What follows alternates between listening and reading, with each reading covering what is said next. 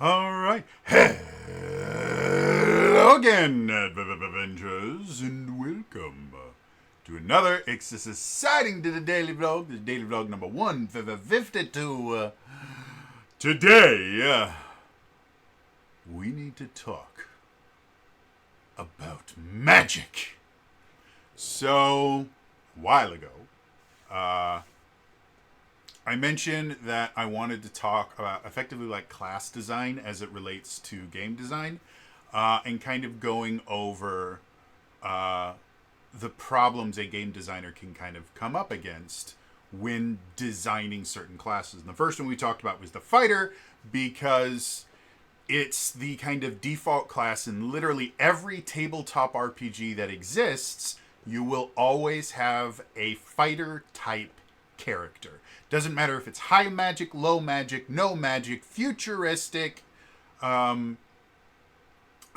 prehistoric, gothic horror. There is always a fighter style character. The other character that is almost always there. There's a few very rare exceptions where they don't exist, but something kind of similar to them does. Is the wizard. And when we talk about wizards in tabletop RPG design, the first thing that generally is going to come up is what's referred to as the Marshall Caster divide. Give me a second.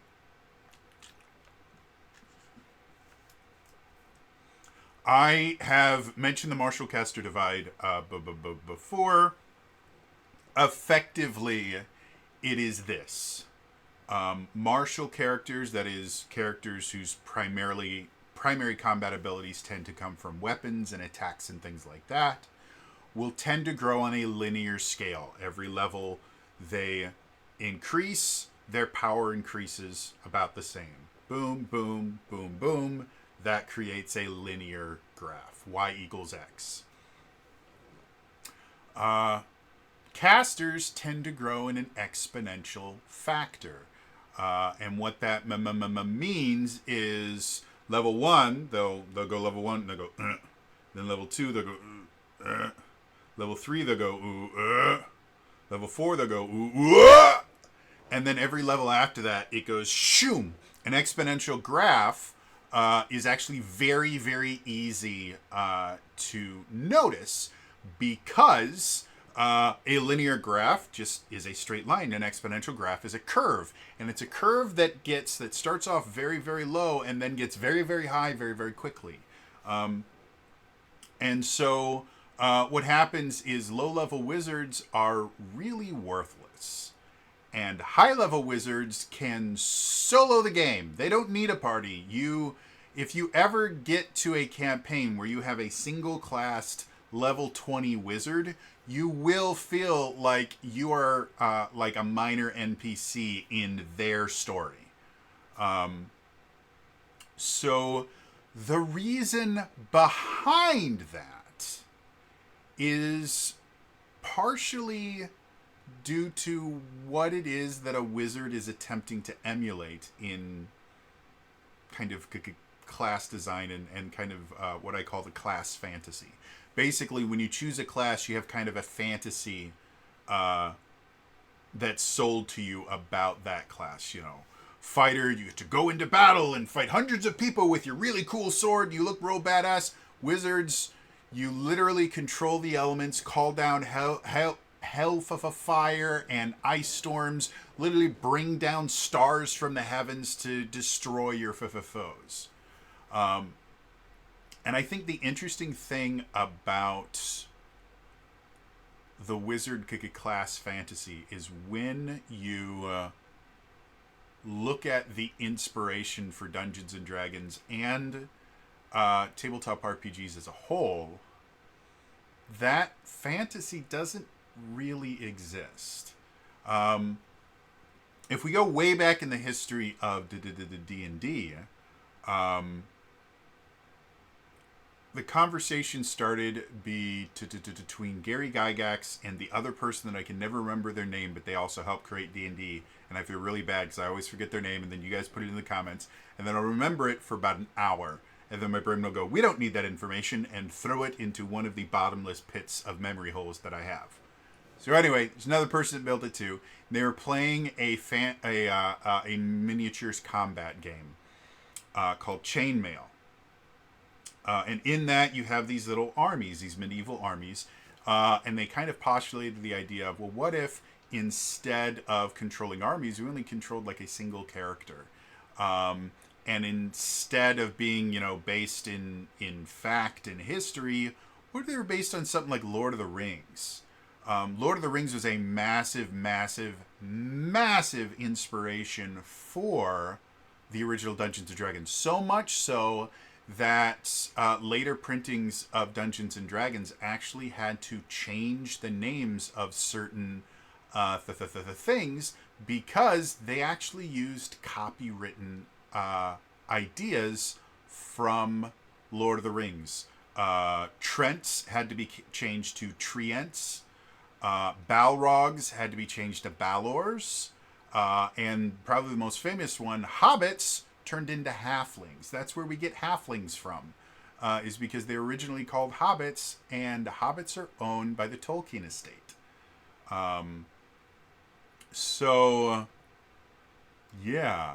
The wizard that was being mimicked for the wizard class in original D&D, which is the grandfather of the rest of the wizards that kind of exist in tabletop RPGs, was Gandalf. And the other wizards in Tolkien lore. There were, if I remember correctly, there were 7 wizards. There was the White Wizard, who was Saruman. Eventually, Gandalf inherited that title. Then there was the Grey Wizard, and that was Gandalf. There was Radagast the Brown. He was the Brown Wizard. There were the 2 Blue Wizards.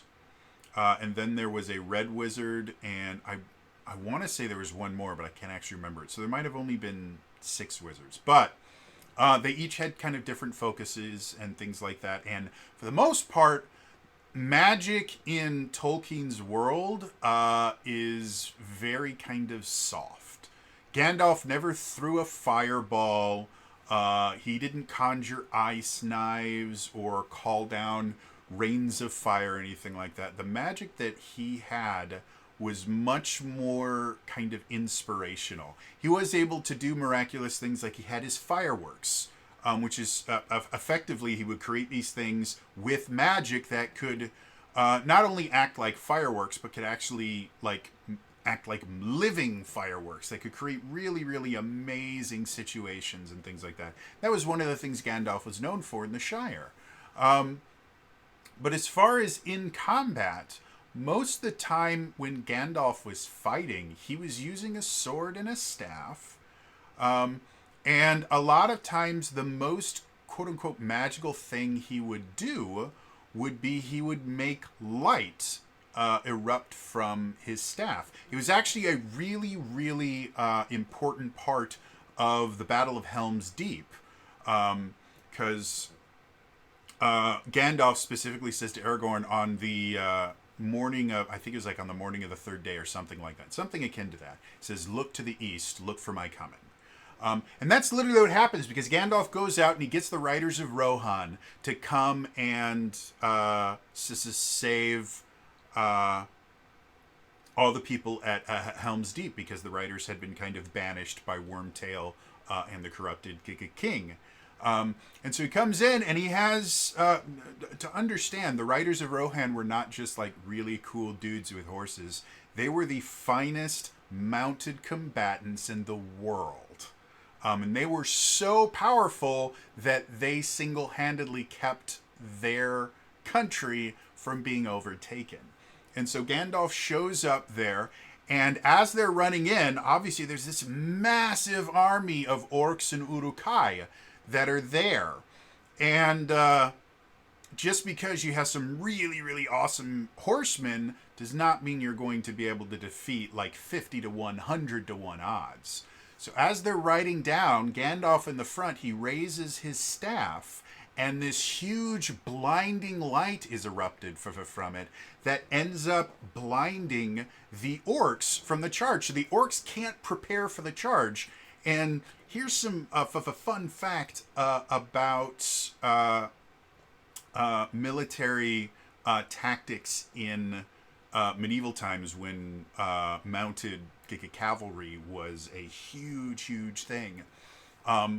There's a remarkably simple way to deal with mounted cavalry. That is, you have pikes. Pikes were one of the most common weapon for infantrymen to be armed with because they were remarkably simple to use. It was literally, pokey pokey, and they were really, really long. And so they generally gave people who were not particularly skilled in combat a rather large advantage because they could stay far enough back that they wouldn't be hurt. And the act of using the pike was not really that difficult. You didn't have to worry about hitting your allies because it was mostly a back and forth kind of thing. Like it was a relatively simplistic weapon. And the other reason was when you would get charged by cavalry, what you would do is you would take your pike and you'd shove it into the ground with the pointy end pointing toward the bad guy, and it would be long enough that the horses couldn't jump over it, and it would just end up impaling all the horses, which was a huge, huge advantage because not only did your horse give you the high ground effectively, but also war horses were weapons. They would be taught to bite combatants and kick and trample. They were really, really deadly on the battlefield.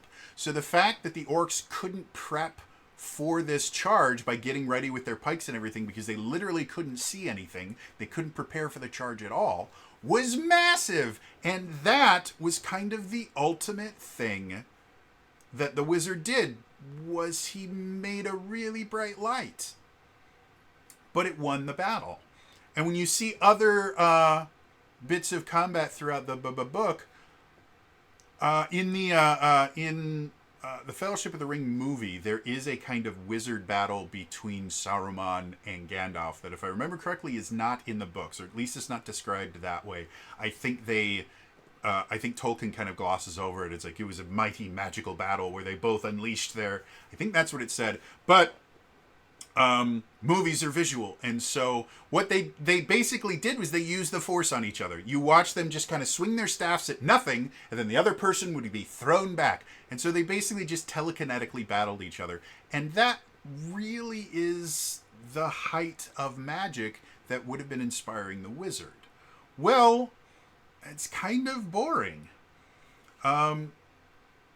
And the idea of, the ability to conjure fire and stuff like that, it's not like that was never something that was attributed to magic throughout history or anything like that. So eventually the wizard changed from the kind of Gandalf, almost Deus Ex Machina style character that Gandalf is, into what we see now. And the kind of very basic definition of wizard that I'm going to use for the rest of this is effectively a character that controls some sort of magical element, whether that is actual magic or whether it's just something like the ability to control electricity in a certain way or things like that, but something that the average person is incapable of harnessing as a weapon, whose primary reason for being able to do this is study and dedication. Like, that is kind of what wizarding encompasses. And when you kind of broaden it out to that idea of them just being able to control some force that other people can't through study and dedication, that actually encompasses the vast majority. Even in no magic campaigns, there are still characters that have either, maybe they're alchemists and they have, potions and things like that that allow them to effectively imitate magic spells and things like that, or maybe they are a tinkerer, and so they have all these different gadgets that allow them to do different things like that. But that's kind of the archetype wizard that I'm talking about when you are creating a tabletop RPG. And designing for a character like that, again, the class fantasy that is grown from D&D is the Elminsters, is the Mordenkainens and Kelburn Blackstaff, and these super powerful elemental conduits that can call down hellfire and stuff like that. And we have seen that over and over and over and over and over and over and over and over and over and over and over and over and over and over again.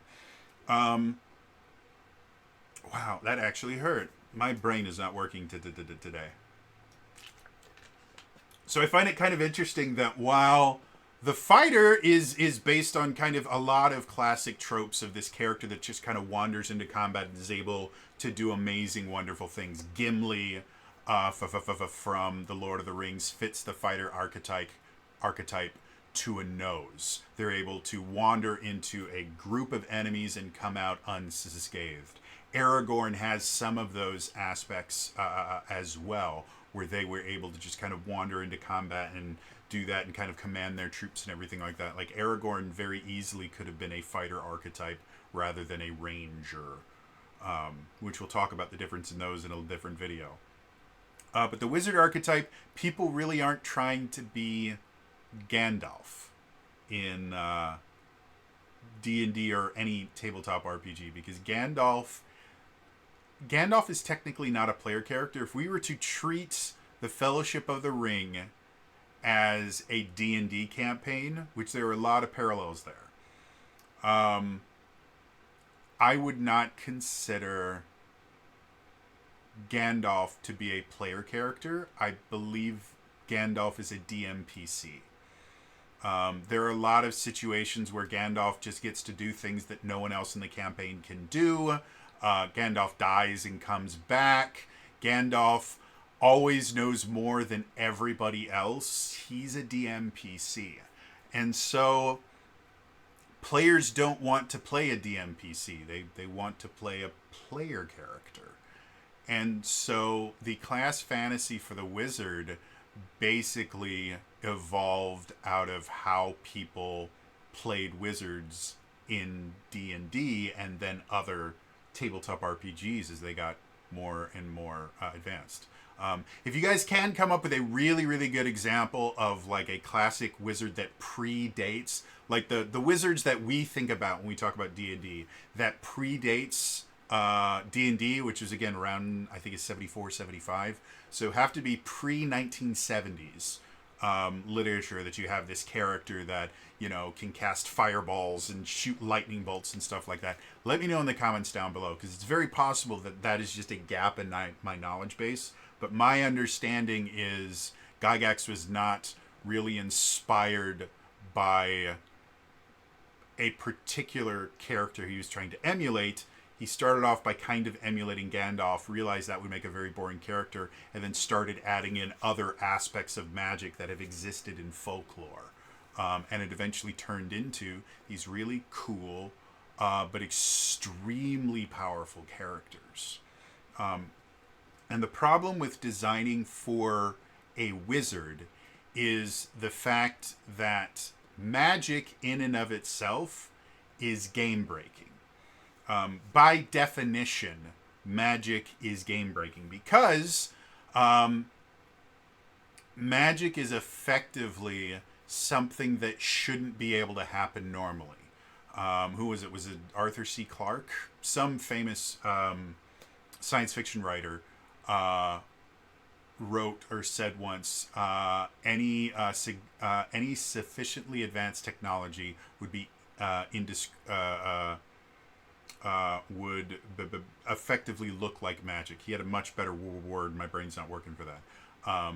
But yeah, advanced technology looks like magic because it breaks the laws of physics that we are aware of. And so by definition, magic in and of itself is supposed to kind of break how the world works. And that means that as you get more control over this world breaking thing, either you have to have a hard cap where eventually it's not allowed to break reality anymore, or you're going to get characters that just break the game. And both of those present issues as far as game design is concerned. If we look at the first one, which is basically how, or the one where eventually the characters start breaking the game, that's how most fantasy-based and high magic tabletop RPGs tend to treat their wizards. Is by the time you get to max level, you are able to do nonsense. Call down entire tornadoes of fire. Bring celestial bodies out of the sky to land on your opponent. Change reality at will with something like a wish spell. Transform creatures from one creature to a completely different one. And it's not just, oh, it's a temporary. No, you literally have just changed one creature into a completely different, more powerful creature with everything that entails. All of those things are reality breaking. And it's something that players that are going to be playing wizards, that want to play wizards, are going to be expecting. Because again, the first few levels as a wizard suck. They're just not fun. 5th edition does make it a little bit better, where playing a 1st or 2nd level wizard in D&D 5th edition is actually okay. 1st level wizards still have access to their cantrips, so that in and of itself is a massive, massive change. When you go back to 3rd edition, even cantrips had limited uses, and cantrips in 3rd edition sucked. Like Ray of Frost did, I think it was like 1d4 damage, and you only had 4 cantrips a day. So you could do like 1 or 2 hit points of damage to an enemy 4 times a day, and then you might have 1 or 2 first level slots. So that means you had 6 rounds of combat for the entire day that you could actually do something. And most cantrips in D&D 3rd edition were not actually useful. Like, you had Ray of Frost and things like that actually did damage, but they did unbelievably small amounts of damage, so they weren't that useful. Then you had a bunch of other cantrips that just didn't do damage at all, that had uses, like the light cantrip was useful, but you would have to use one of your daily attacks to be able to make light. Even when we get to 5th edition, where you have cantrips you can use all the time, and first level spells that actually feel important, and you actually have a decent number of them, and once you get to level 2, you actually get the ability to regain spell slots. Playing a wizard is actually a fairly amount of fun. However, you are still extremely squishy, and you can be killed by a bad critical hit.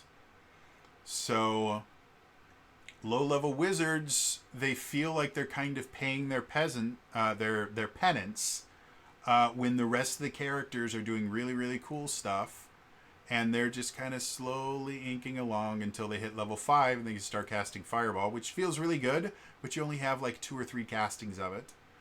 And then as they get slowly bigger, they start getting bigger and bigger and bigger, and eventually they get access to 9th level spells and break the game.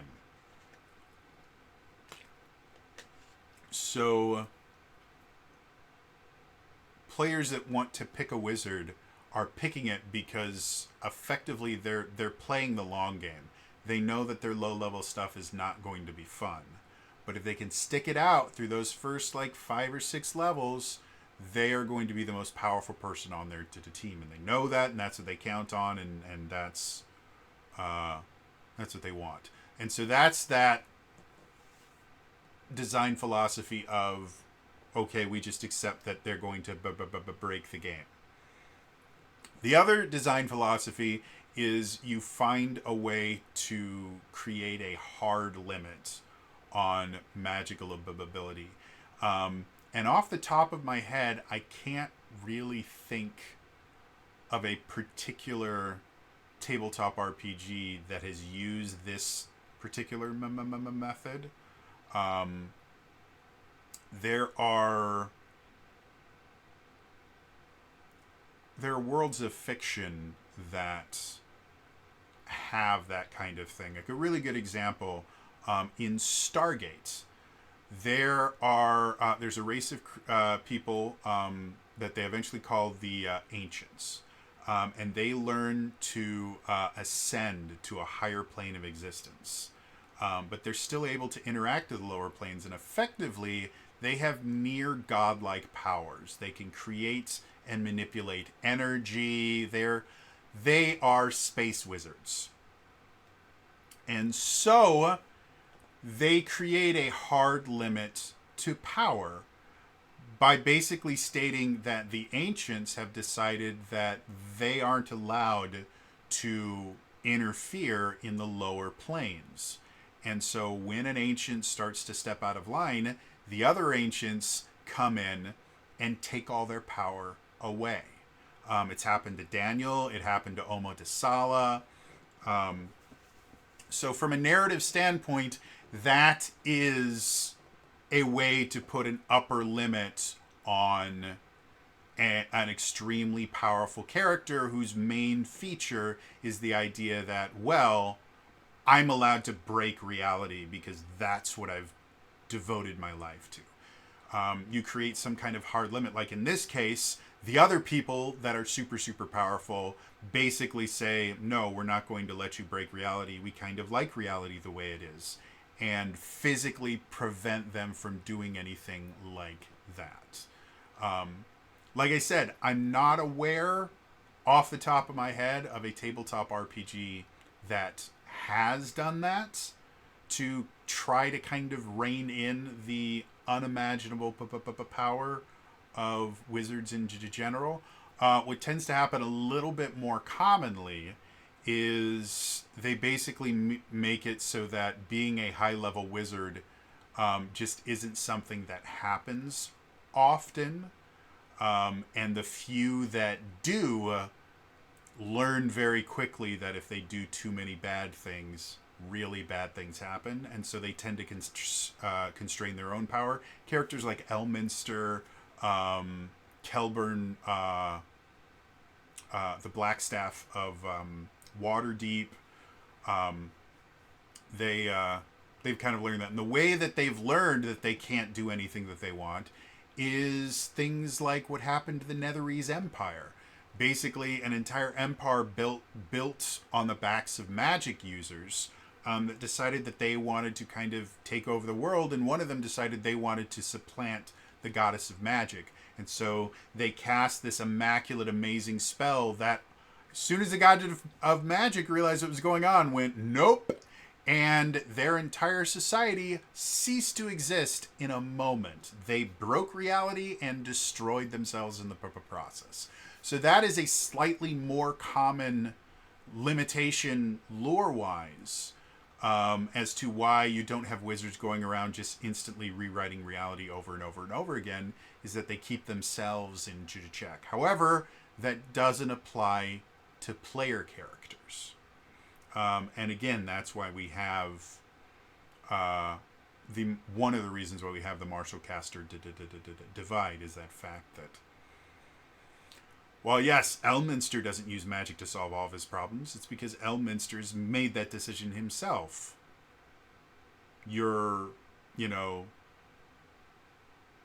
Snivel, the halfling wizard that's part of your adventuring party, doesn't actually have to have those qualms. And so there's nothing technically limiting the power of a spellcaster other than the possibility of other people in that world realizing someone's getting too powerful and attempting to stop them.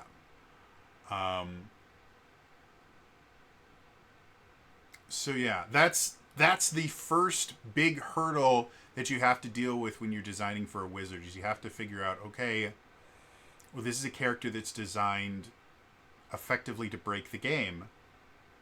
How am I going to keep them from breaking the game? And that in and of itself could be an entire other video. But the other aspect of designing for a wizard is the fact that characters that have the ability to just kind of change reality on a whim are going to expect that that ability allows them to change reality on a whim. And as much as that sounds like a kind of redundant statement, this is what I'm talking about. When you have a character who can manipulate the elements and stuff like that, they are going to approach a situation. It's like, well, there's a locked door in front of us. Well, I'm going to turn the lock into a croissant and eat it. How would you do that? Magic. I have the ability to rewrite reality. And so, as part of their kit, they're going to expect to be able to at least choose from spells that allow them to do a lot of different strange things. In 4th edition, the wizard class, there was 4 different roles in 4th edition. You had defenders, who were tanks, effectively. You had leaders, who were healers. You had strikers, who were damage dealers, DPS. And then you had controllers, whose purpose was, again, to control the battlefield. They could move characters and enemies around. They could give out status ailments, manipulate the action economy, things like that. And that's something that even if your wizard is kind of designed to be more of, no, I'm here to just rain down destruction, players are going to expect that their wizard is going to have access to a very wide variety of reality-altering things. And you have to find ways to differentiate them enough so that it doesn't just feel like, oh, this is the ice version of that spell. Really good example. D&D, every edition of D&D. 3rd level, there are 2 very, very commonly chosen spells since the beginning. Those spells are Fireball and Lightning Bolt. The main difference you would think between them would be one does lightning damage and one does fire damage. But they're 2 very, very different spells with very, very different uses. Fireball is a 20-foot radius sphere of fire damage. So you're talking about a sphere that is 40 feet in diameter, very, very large sphere, larger than most houses, that everything inside takes fire damage. That is a very, very devastatingly powerful ability. And that also means there's a very good chance you're going to fireball your own team. Lightning Bolt, on the other hand, hits all targets in a line. Sometimes the line is only 5 feet long. Sometimes it's 10 feet or 5 feet wide. Sometimes it's 10 feet wide, depending on the game system you're using. And it goes for about 60 feet. So it can hit targets that are further away. And it hits all targets in a line. So it's a directional spell. So in addition to the spells doing different damage, which can be useful in certain situations, D&D 5th edition damage types are really not that well utilized. For the most part, vulnerabilities, somebody actually went and made a list of all the resistances and vulnerabilities in the original Monster Manual. In the entirety of the original Monster Manual, I think there was maybe like 3 or 4 different vulnerabilities. Whereas there was over 100 different creatures with at least 1 resistance. Vulnerability just really isn't a thing in 5th edition because it breaks the game really bad. And this is a common thing in RPGs in general, is the idea that there are certain creatures that are vulnerable to a certain type of damage, or if you do a certain type of damage, it has an effect on them. Like hitting a troll with either fire or acid damage prevents it from regenerating. The same thing is true about vampires and holy damage or radiant damage, whatever you're going to call it in your game, it tends to turn off some of their abilities.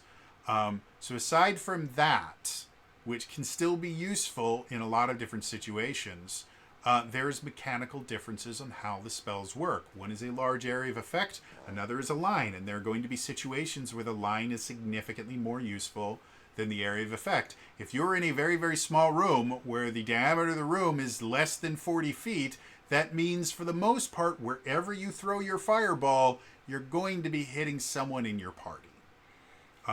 So in that instance, having a lightning bolt can be really, really helpful. Because now you don't have to worry about hitting your allies as much, but you can still hit multiple targets with it. And depending on how fancy you are, you might be able to get as many people as you would have hit with a fireball just by moving around and positioning, using those control abilities. So when you are designing a wizard, one of the things you have to design is a magic system that they can use. And part of that magic system is going to be spells. That is the kind of default currency that you tend to see in tabletop RPGs in general. Magic is not a random esoteric thing unless you're talking about Mage the Ascension, and that is its own can of worms right there. But magic is not just this kind of, oh, I'm magical and I do magical things. It is enacted by using spells, which spells are very specific inactions of magic. Firebolt creates a bolt of fire that you shoot at an enemy. Tasha's hideous laughter makes people laugh for a long time. Things like that. Spells are effectively going to be specific manifestations of magic that have become standardized throughout your particular world. Which again, when you're thinking about thinking about a world where magic exists, the idea of standardizing it into certain effects are just really, really common enough that they start getting names. 100% tracks. I mean, look at any professional game system. And what I mean by that is any video game that has a professional scene where people go to tournaments and stuff like that, they will have terms for everything that the developers did not create.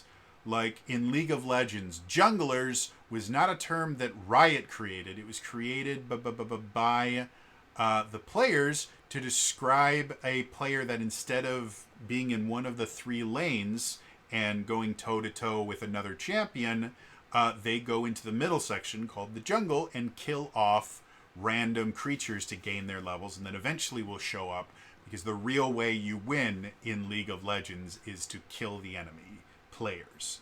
Yes, you're technically supposed to take out towers and stuff like that, but everybody knows, at least in League of Legends, the real thing that you're looking for is which side has died more often, because they will be the one that will be losing. So yeah, the idea of having kind of concrete spells makes perfect sense. That's how it would work in a society where they go, yeah, oh, you're making fire explode. Oh yeah, you're casting fireball. Because everybody does that. It's an incredibly effective way to use fire. So when you're creating a wizard character, you're going to have to design spells. And you're going to need to create a power level system for your spells. We look at Dungeons and Dragons. They use what's called the Vancian system of magic, which is basically you have spells of a particular level and you have slots of those spell levels. And depending on the system, either you prepare spells to fill those slots, or if we look at 5th edition, you prepare spells and then use those slots to cast whichever spells you have prepared. But that's a way to kind of quantify and limit the ability to use magic, is you have this system of, this is how much power I have to be able to cast these spells. If we look at other systems like the Age system, which was created for the Dragon Age RPG and then eventually turned into its own thing, they use a magic point system. There's actually, in the 5th edition DMG, there is alternate rules for using magic points. And I think they expand upon it in Tasha's, or maybe it just exists in Tasha's and I'm misremembering that it was in the DMG. Anyway, so there is a magic point system. It sucks. It's not really great. Vancian, the Vancian style of magic or system of magic is significantly better for D&D. That's what it's built around. But that's another way where basically more powerful spells just cost more mana to use or more magic points to use. And that's the way that you kind of limit their power. But you're going to need to design some kind of limited resource that prevents them from constantly using whatever the most powerful spell is. And again, mostly that is for balance. It's not really done because that's how it needs to be from a realistic standpoint or anything like that. Because we have many examples in fiction of these characters that are just able to hurl unbelievably large amounts of magical power and not even blink about it. A lot of people will argue the fact that, well, magic should be tiring for you, and so that's what the spell slot's for, and that's a perfectly fine justification if you want to use that. However, the real reason why there are spell levels and spell slots or magic points or anything like that is a game balance thing. Again, wizards are built on the idea that they are using something meant to break reality. You have to have a limiting factor for that. And so adding in a limited resource that you use to cast this magic is extremely common. Literally, every RPG I know, aside from Mage the Ascension, has that aspect in it for your kind of mage-style characters. I guess the one exception to that, Avatar Legends, you have kind of these magical abilities that your limitation is really, your imagination. But that world, the quote-unquote magic in there is not the complete esoteric magic breaks reality. Bending has very particular rules. And so they basically did that. In the lore, they have that hard cap of, well, it's a martial art, and it can only do certain things. And as they started breaking those rules, they made them more and more difficult to break until Legend of Korra came out, and then everyone could break the rules all the time. So anyway, creating a wizard is probably one of the more difficult things you have to do for a tabletop RPG. Because first of all, for a fighter, you simply just have to have a weapon system, which generally is as simple as assigning an attribute that a weapon uses to attack, a damage die tied to that weapon, and then a combat system, which you're going to have to design anyway if you want combat in your game. So designing a fighter is significantly less complicated than a wizard, because in addition to the wizard having to interact with your combat system, the wizard also has to have their entire own system designed around that class, which is your magic system. And you have to create your limits to the magic system, whether that's going to be spell slots or magic points or exhaustion levels or stress levels. However you want to deal with it, there has to be a way to limit how often people can use this as skills. And you have to actually design spells. Because again, one of the aspects that I use to define the wizard is the reason that they have so much control over magic is through years of study and dedication. So because of that, there needs to be enough for them to study. If there's only 5 spells in the world, you can't spend years studying 5 spells. I mean, you can. There are people that spend decades over a single work of Shakespeare or something like that to really, really focus in on exactly why Richard III was the way that he was. But those are going to be kind of the fringes of the society that do that. If you want your wizards to be commonplace, you need to have enough magical choices for them to make that they feel important. It kind of goes back to my the idea that I've talked about a few times on here, where if you're creating, I talk about in my Essence Essential Essence 20 series, specifically the Blue Ranger and the Green Ranger. Both of them have what I call like sandwich board, or I can't think of the word that I use now. A la carte, effectively, systems where you are given a list of things that you can choose from. As you level up, you get to pick from this little list. And my basic rule of thumb is, if you are making an a la carte style system, either for your entire game or even for just a specific class, you need to bare minimum have double the number of choices available that that character will ever be able to make. And personal preference, I tend to prefer at least 3 times the number of possible choices. Because if you give them a choice between 5 things, but as they level up, they eventually get 5 choices, what happens is the first choice that they make is going to be the most useful thing. And then the second choice they make is going to be the second most useful. And so every choice after the first is basically the next least bad thing. And so as they go down the list, they're just getting worse and worse abilities, because the good abilities they already took.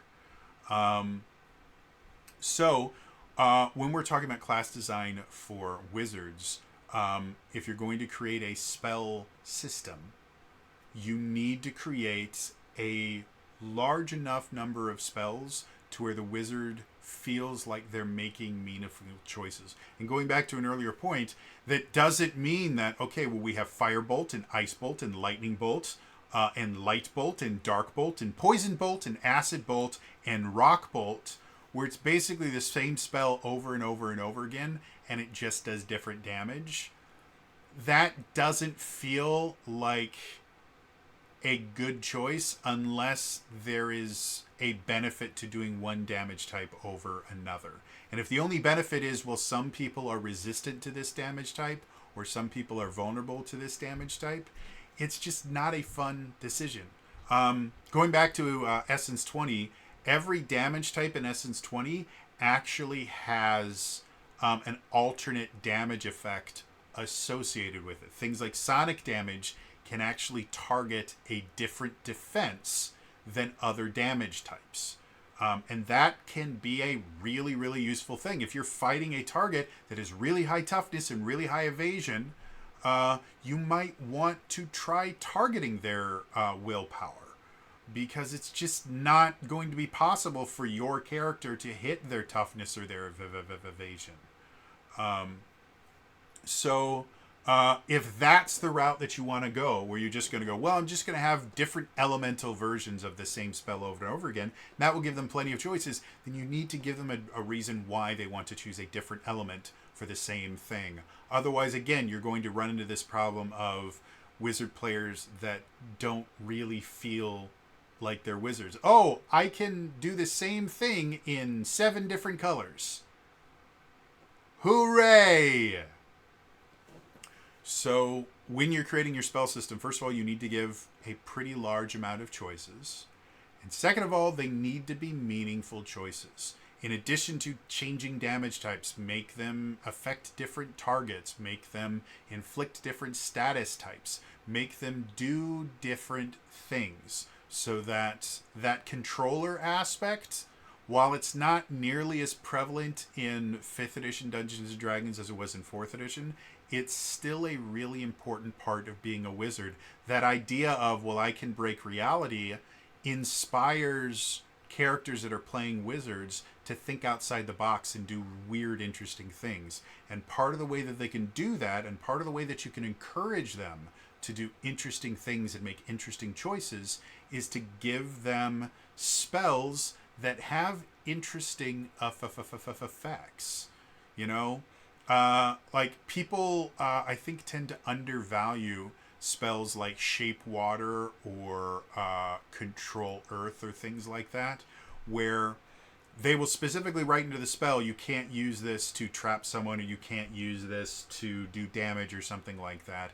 And people will kind of write it off because, like, well, if I don't do damage, if I don't roll lots of dice and make big numbers, then I'm a failure as a wizard. But when you have really intelligent, interesting players, using those spells to do things like, well, I'm going to shape earth to create a wall in front of me to provide cover.